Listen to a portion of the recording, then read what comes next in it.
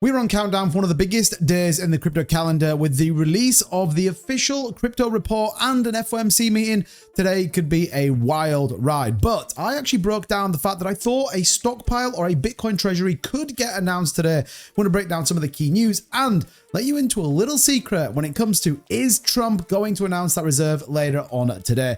So all of your cryptocurrency news, reviews, technical analysis, and much more in this video. All you need to do, hit the like button and subscribe to the channel. Remember, every day we're here working hard to make sure that our portfolios are growing this bull market. Now, with that being said, let's get into it. So all eyes are certainly on Jerome Powell and the decision from the Federal Reserve. Are they going to cut rates? Now, the optimist in me wants to say yes. There is about a 2.3% chance that Jerome does. However, a dovish Jerome could actually be relatively good news. It was announced earlier today, $23 billion have been received by tariffs over the course of the month of July, outperforming previous months. In fact, it's the most that's ever been taken on tariffs since Trump came into power. The reality, therefore, is kind of Jerome Powell can't sit on the fact that we don't know the impact of tariffs. At the minute, certainly from an economist's perspective, they're doing pretty well. They're bringing more capital into the US.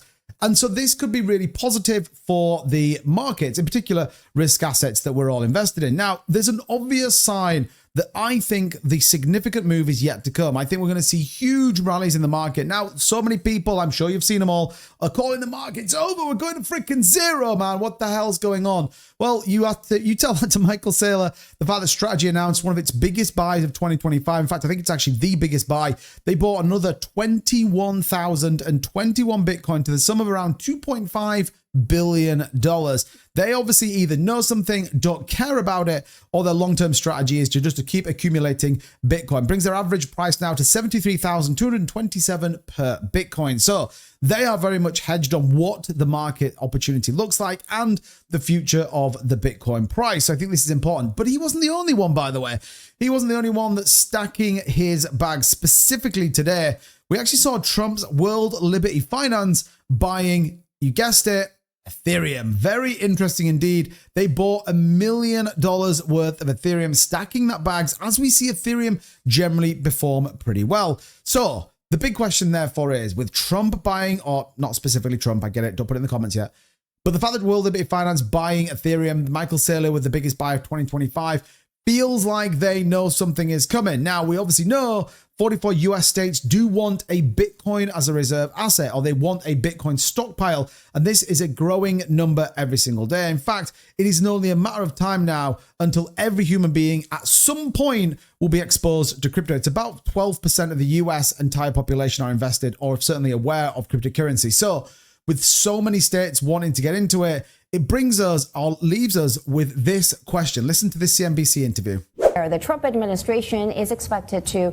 release its first national crypto stockpile report on Wednesday stateside, detailing the structure and contents of the government's digital assets. This includes holdings under the Strategic Bitcoin Reserve and the U.S. Digital Asset Stockpile, which consists of cryptocurrencies seized through legal enforcement actions.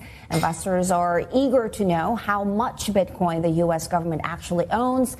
The report could also recommend national security and banking access reforms for crypto firms. So they are certainly on the charge for this announcement, a strategic reserve. Very interesting words used in there as well. So today's a critical day. It wouldn't surprise me one bit if it doesn't come out and announce that we are actually going to get that. And there's been, again, lots of news, lots of discussions going on. In fact, we actually got the SEC now permitting in-kind creations and redemptions for crypto ATPs. This is another massive step in the right direction, on the back, by the way, of a BlackRock Ethereum ETF with staking. More about that later on. But today's approval continued to build a rational regulatory framework for crypto, leading to a deeper and more dynamic market, which will benefit all American investors. That was a statement by Paul Atkins, the SEC chair. Gone are the days of Gary Gensler telling us it's full of fraudsters, hucksters, and scam artists. This is all about how do you make sure that crypto is adopted and at the same time continues into this bull market like we've never seen before. So very much lots of good news. Now, I know what some people are saying. Well, yeah, but too bad. The market's over. It's cooked. We're all going to zero. There are some pretty interesting things. I want to just share with you a couple of charts that I think are worth noting. And certainly as you walk through these, you kind of hopefully get to the same conclusion, which is we're going freaking higher. So Bitcoin over the course of the last week absorbed nearly a $10 billion sell-off. And you can see there the percentage supply and profit oscillator telling us exactly where the percentage supply that is in profit for current people that are holding Bitcoin. As you can see, we saw a massive amount there in profit. That's why we saw a little bit of market corrections. That's why we saw cool off in the market. Everyone was way over in terms of their profits. You also got a number in terms of realized cap net position change. So how much did it actually change? The answer, not a lot. Yes, we saw a $10 billion dump.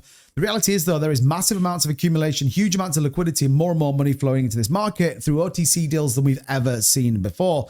You've also got net realized profit and loss. We are very much in the green. And you can see the largest net realized profit on the 7-day of a record $3.7 billion. And finally, the unrealized profit and loss is a profit all-time high of $1.4 trillion. What does all that mean, and what does it mean in terms of our position? Well, the fact of the matter is, those long-term holders, those people with the biggest bags, are either continuing to buy or they are sat on their hands and they're waiting for this market to go way higher, as we've been predicting now for the longest time. And you only have to take a look at what else is going on in the short term to understand exactly what that looks like. BlackRock, you best it, bought more Bitcoin, as did Fidelity, as well as ARC21, Grayscale Mini, VanEck, CoinShares. The list goes on and on as more and more people buy into this market. Yes, we saw cool off. Yes, the price retraced a little bit. But my point here, and you take a look on the weekly candles, for example, we are in a perfect market structure. Consolidation within the range, looking for the breakout. And tomorrow or later today could be the catalyst that we've been waiting for all week. So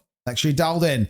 Today's going to be a crazy day. Fed rates, also strategic reserves, and Donald Trump buying Bitcoin. I mean, you couldn't ask for a better Wednesday, in my opinion. Let me know what you think of all of this in the comments down below. Let me know in the comments, do you think Trump buys Bitcoin or not? And by the way, if you haven't checked out the comments recently, we're deleting all the scammers. We're banning all their words. So right now, there's active, genuine people on this channel commenting down there. So please go leave a comment, smash that like button, hit that subscribe button for daily updates in this crypto market. And as always, let's make sure those portfolios are growing, and I'll see you next time. Bye-bye.